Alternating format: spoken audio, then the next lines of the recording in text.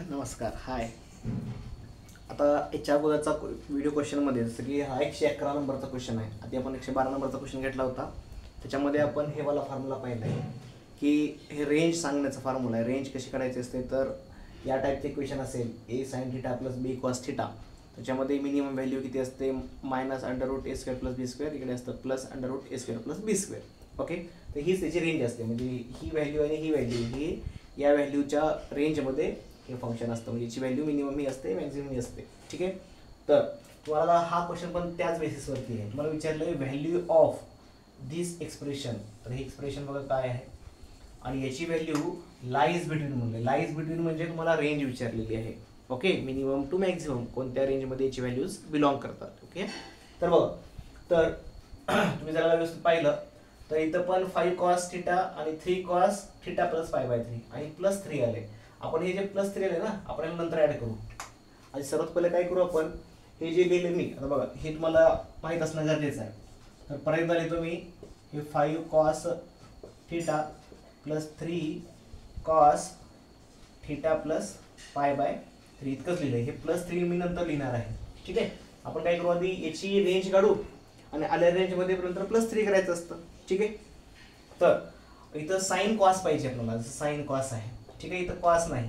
आपण काय करू, इथं याच्यात कंपाऊंड अँगलचा फॉर्म्युला यूज करायचा. म्हणजे cos a + b चा फॉर्म्युला यूज करा आणि थोडा सॉल्व्ह करून घ्या. जेव्हा तुम्ही सॉल्व्ह कराल त्यावेळेस मग तुम्हाला साइन आणि कॉस मध्ये एक्सप्रेशन भेटेल आणि त्यानुसार तुम्ही हा फॉर्म्युला यूज करू शकता. नंतर आपण 3 ऍड करायचं. ठीक आहे. तर आधी याला सॉल्व्ह करू. हे 5 cos theta as it is 3 ला 3. आता इथं कंपाऊंड अँगल यूज करायचं त्यामुळे ब्रॅकेट केलंय. हे a आहे आणि हे b आहे. cos a + b चा फॉर्म्युला काय, cos a * cos b. Okay. Plus असेल तर मायनस येतं, sin a * sin b. तर हा फॉर्म्युला आहे. ठीक आहे. ओके. सॉल्व्ह करायला किती येतं बघा, 5 cos थिटा. ओके. प्लस 3 ने मल्टिप्लाय करा, 3 * cos थिटा आणि cos π/3 म्हणजे cos किती आहे 60 आहे. cos 60 व्हॅल्यू किती असते 1/2 मायनस 3 ने परत इथे मल्टिप्लाय करायचं, -3 येतं. sin थिटाला sin थिटा आणि sin 60 ची व्हॅल्यू किती येते √3/2. ओके. ब्रॅकेट पण ओपन केलेलं आहे. त्याच्यामध्ये या दोघांची ॲडिशन होईल, ही टर्म आणि ही टर्म यांची ॲडिशन होईल. ॲक्च्युअली हे 3 × 1/2 3/2 आहे. ॲडिशन करा तर cos जर कॉमन घेतला तर 5 + 3/2 येईल. ओके.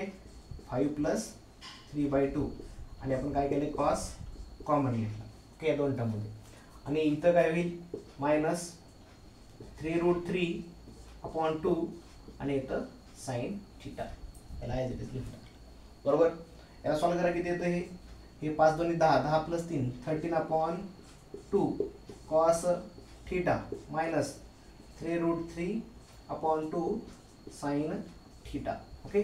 आणि हे जे एक्सप्रेशन आहे तर हे एक्सप्रेशन एक्झॅक्टली या फॉर्म्युल्यासारखं दिसतं. हे जे आहे ना a sin theta + b cos theta यासारखं दिसतं. राईट. फक्त हे साइन ठिकाणी कॉस आणि कॉस ठिकाणी साइन आलं म्हणजे उलटं झालं, काही फरक पडत नाही.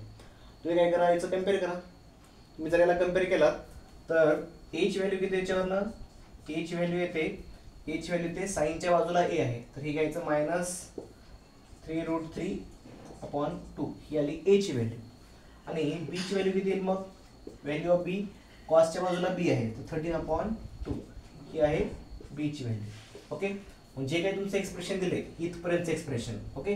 आपण इथपर्यंत सॉल्व्ह केलं बघा, हे वालं इथपर्यंत याचं एक्सप्रेशन आहे त्यालाच आपण सॉल्व्ह करून हे बनवलंय. मग याची रेंज काढून घ्या आणि आलेल्या रेंजमध्ये काय करायचं 3 ऍड करायचं.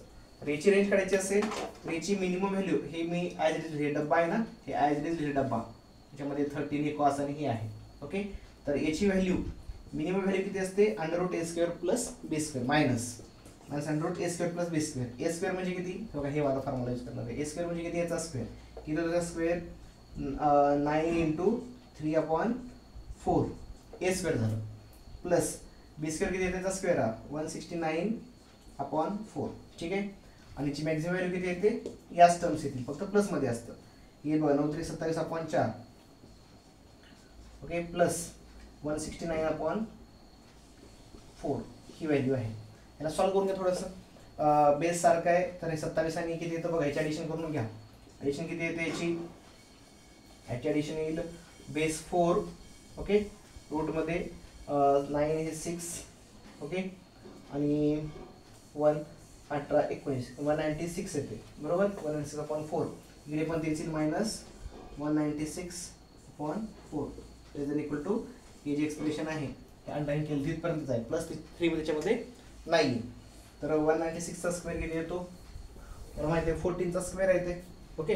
म्हणजे ही व्हॅल्यू येते नंतर minus okay 14/2 okay less than equal to डब्बा ओके. डब्बा म्हणजे काय तर ही अंडरलाईन केलेली व्हॅल्यू आणि less than equal to 14/2 okay. म्हणजे किती येतं हे -7 लेस दॅन इक्वल टू हे डब्बा लेस दॅन इक्वल टू 7. तर ही व्हॅल्यू इथपर्यंतची आली. आता आपल्याला +3 पाहिजे, तर दोन्ही साईडला काय करायचं +3 करायचं. तर याच्यामध्ये काय करायचं -7 + 3, डब्यामध्ये काय करायचं +3 केलं आणि इकडे पण 7 + 3 केलं. तर हे किती येतं इकडे येईल -4 ओके. हे एक्सप्रेशन हे डबा +3 आणि इकडे किती येतं 10. हे तुमचा क्वेश्चन होता पूर्ण ओके. हा क्वेश्चन म्हणजे काय होतं बघा, हा क्वेश्चनला आपण सॉल्व्ह करून हे आणलं होतं आणि +3 केलं बरोबर. म्हणजे -4 to 10 हे आपला आन्सर आहे. म्हणजे याचं रेंज काय -4,10 आणि दोन्ही साईडला क्लोज ब्रॅकेट येईल कारण इक्वल टू साईन आहे. तर दिस इज आपलं आन्सर आहे. ऑप्शन्स लिहिले नव्हते, परत ऑप्शन लिहितो बघा, व्हेरीफाय करू शकता. तर ऑप्शन्स ह्याच्यामध्ये ऑप्शन आहे लाईज बिटवीन, तर ऑप्शन आहे डी ओके -4 to 10 हे डी ऑप्शनमध्ये दिलेलं आहे ओके. डी ऑप्शन आहे ठीक आहे. तर काय करा थोडं व्यवस्थित बघा, अशा टाईपचे क्वेश्चन तुम्हाला बरेच प्रॅक्टिस करून घेतलेले आहेत क्लासमध्ये ओके. तर इथे थोडं सॉल्व करा, प्रॅक्टिस करा ओके. आणि नेक्स्ट क्वेश्चन आपण पुढच्या व्हिडिओमध्ये घेऊया ओके. तोपर्यंत सबस्क्राईब करा आणि लाईक करा.